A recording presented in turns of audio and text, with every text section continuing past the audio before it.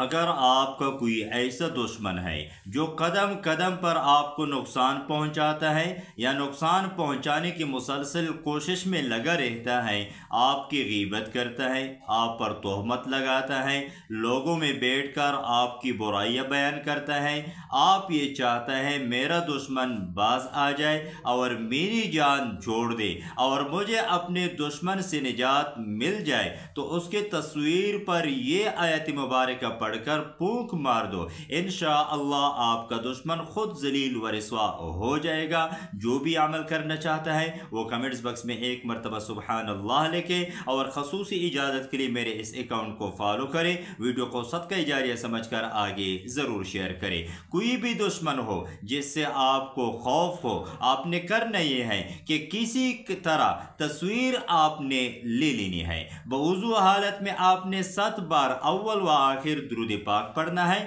اور درمیان میں یہ آیت صم بکم عمی فہم لا یرجعون، یہ آیت مبارکہ آپ نے 7 مرتبہ پڑھنا ہے، انشاءاللہ آپ کو دشمن سے نجات مل جائے گی۔